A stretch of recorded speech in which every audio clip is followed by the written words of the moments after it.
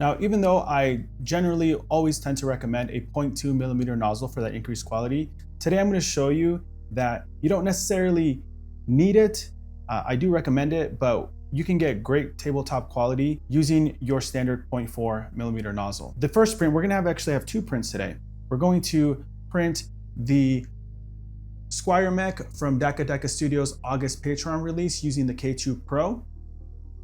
And then as an added bonus on the K1SE over here, we're actually going to be printing some infantry scale guards here, 28 millimeter, and we're going to be using the 0.2 millimeter nozzle for that, showing that 28 millimeter infantry can definitely be printed on FDM. I think these are actually some of the smallest models that I've printed on the channel thus far.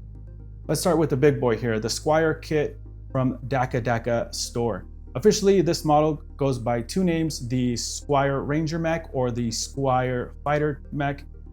This totally depends on how you choose to equip it. So the model itself is 40 parts with your weapon loadouts, your faceplates, your arm options.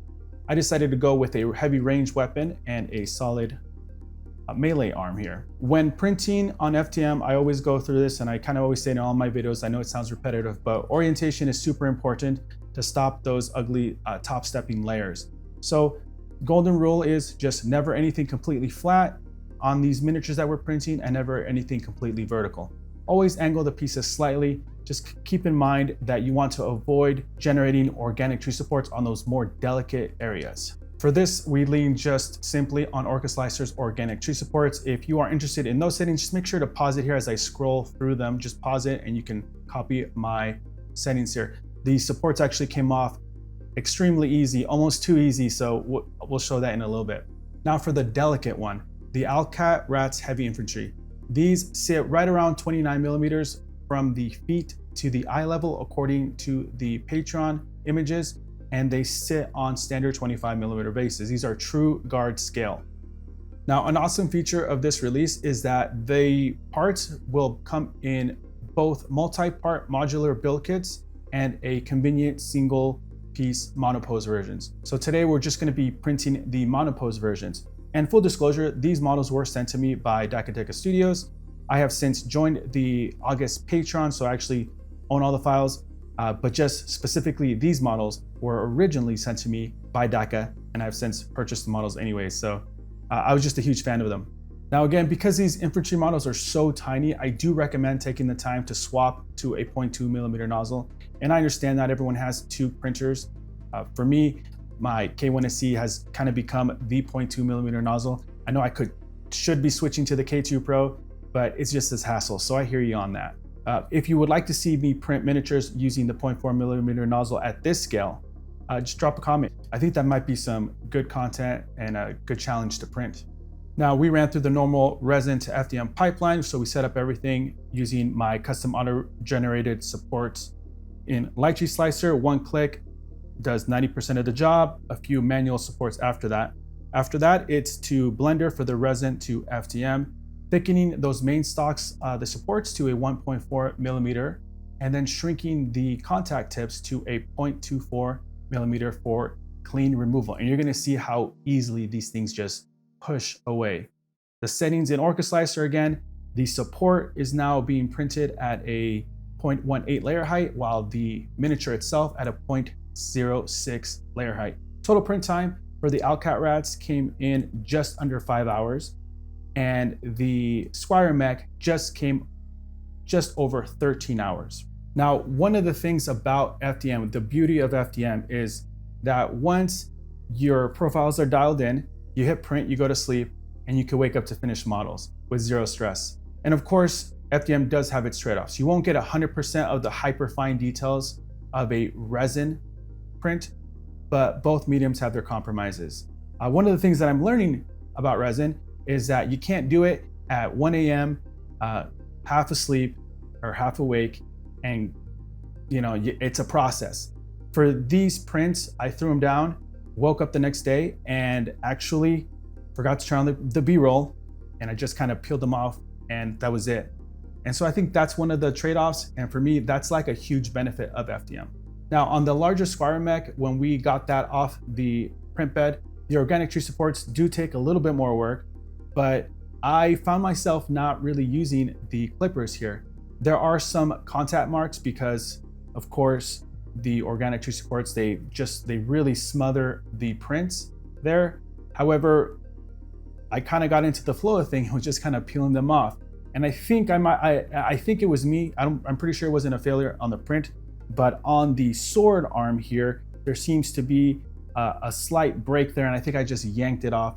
I should, I don't know how many times this has happened, guys, but I do need to slow down. I do need to use the clippers, but I kind of just go with it. Assembly itself was pretty easy to do.